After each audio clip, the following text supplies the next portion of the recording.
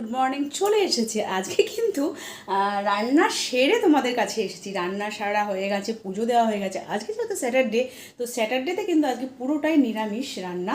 তো তোমাদের দেখাই চলো আজকে কী রান্না করেছি।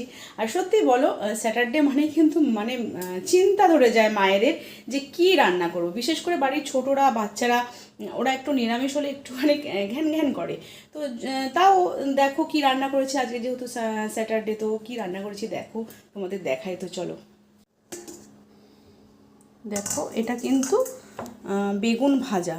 আচ্ছা, বেগুন ভাজা আর বেগুনি যদি একসাথে পাওয়া যায় কেমন হয় বলো তো? সেটা কিন্তু এরকমই আজকে করেছি, মানে বেগুনটাকে পুরো বেগুনের মতো ফ্রাই করেছি।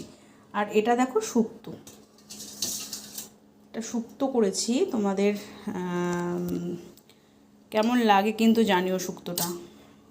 আমার কিন্তু শুক্তোটা খুব ভালো লাগে, আমার ছেলেও খুব ভালোবাসে। আর এটা